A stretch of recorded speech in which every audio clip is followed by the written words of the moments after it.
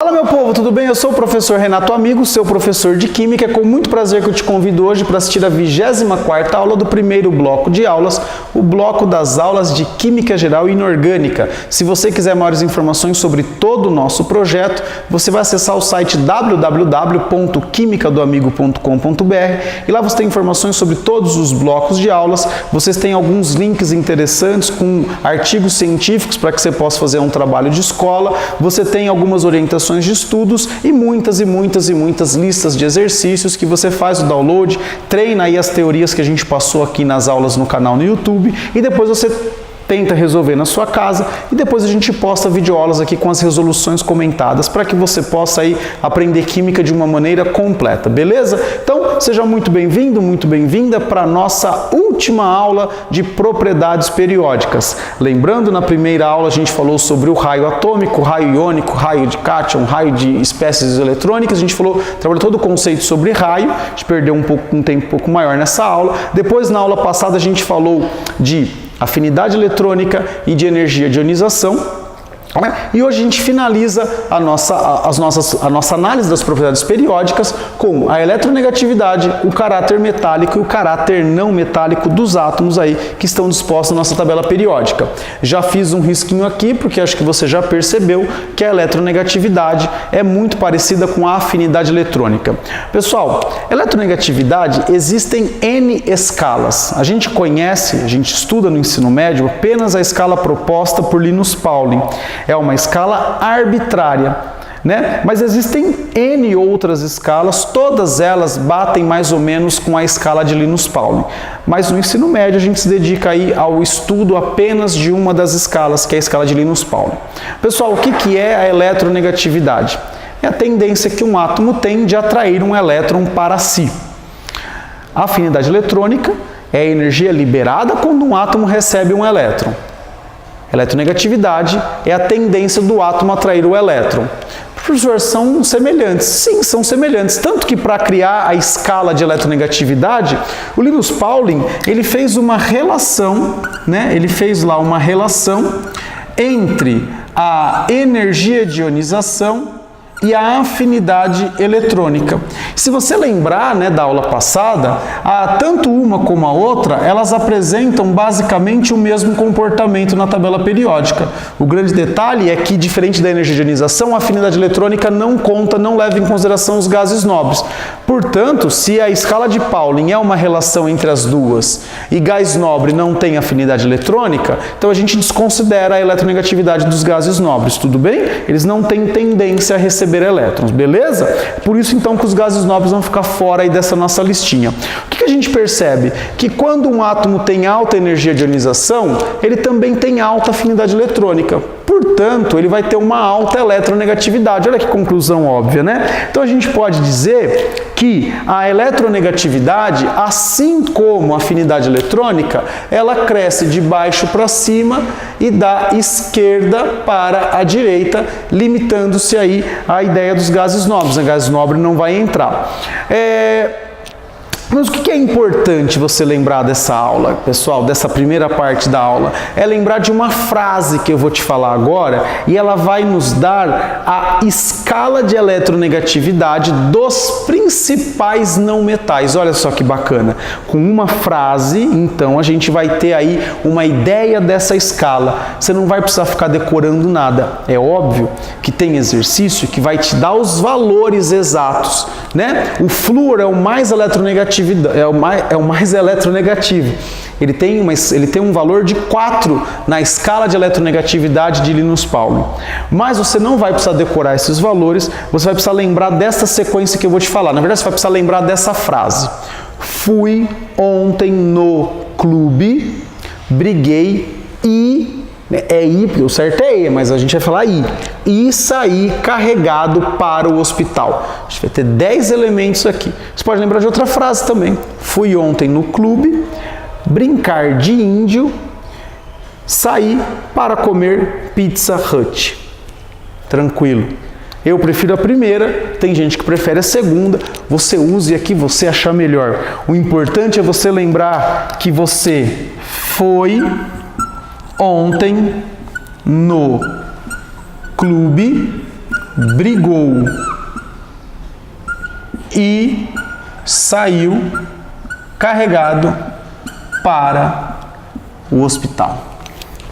Aqui a gente tem o átomo de maior eletronegatividade dessa escala. E aqui a gente tem um átomo de menor eletronegatividade na escala.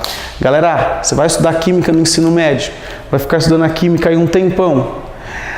Raramente você vai ver um não metal que não está aqui.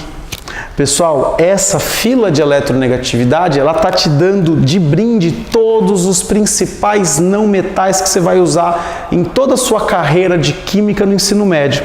E é uma frase até bacaninha, né? Ó, fui ontem no clube brincar de índio e sair para comer Pizza Hut. Fui ontem no clube, briguei e saí carregado para o hospital. Se quiser inventar uma frase aí, inventa, deixa aqui nos comentários, desde que não seja uma frase ofensiva, né? Você pode inventar aí uma frase, ó, professor, eu aprendi com essa frase, coloca aqui para que todos os alunos possam ver, né? Isso aí é legal a gente divulgar essas coisas, beleza? Pessoal, então a eletronegatividade é isso.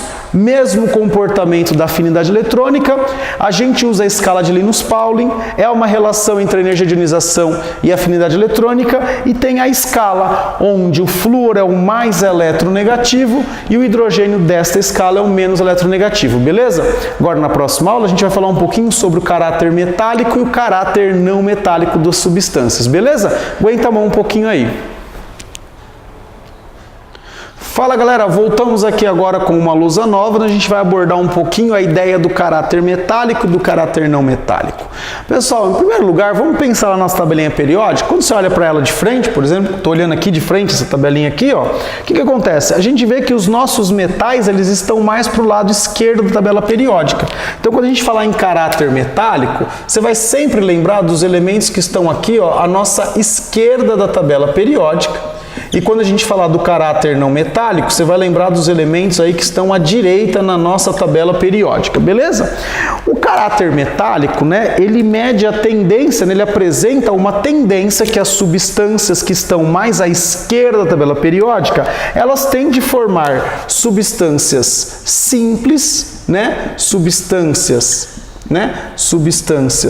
simples, que vão apresentar as características dos metais, né? Vai apresentar brilho, vai apresentar condutividade térmica, ó, condutividade térmica, vai apresentar condutividade elétrica e todas as propriedades dos metais.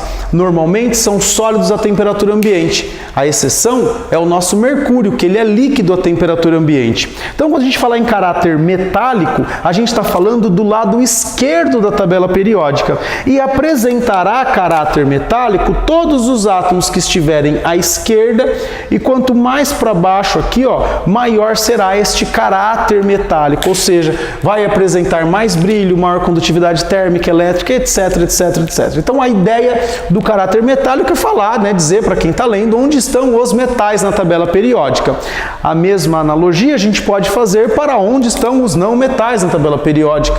Então, os não metais estão aqui, ó, mais aqui, ó, à direita da tabela periódica, não é verdade? Então, o que acontece? As substâncias que têm caráter não metálico também vão formar substâncias simples, né? Também vão formar substâncias simples, porém, com propriedades exatamente opostas àquelas do pessoal que tem caráter metálico. Então, ela é opaca, né? Então, ela é opaca, ela não conduz bem corrente elétrica nem corrente térmica, né? Então, ela não apresenta essa condutividade térmica e elétrica, ela não conduz bem a eletricidade nem calor.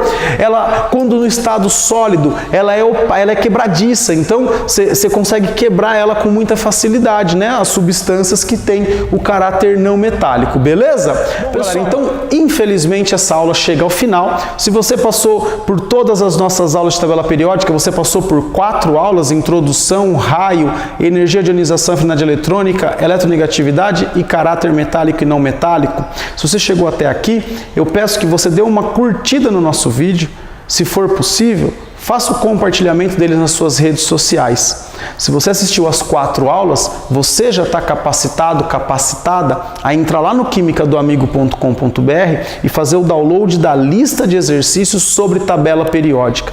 Lá você vai encontrar os mais diversos exercícios sobre todos os aspectos trabalhados aqui em aula. Lá no nosso site também você vai encontrar o gabarito dessa lista e na sequência a gente posta uma aula com a resolução comentada da lista. Então, além de tentar fazer na sua casa, conferir com o gabarito, você pode mandar dúvida para mim a todo momento, você ainda vai ter acesso a uma videoaula com a resolução comentada da lista. E aí não tem jeito, você vai se preparar para o seu vestibular, você vai se preparar para a sua prova de maneira completa.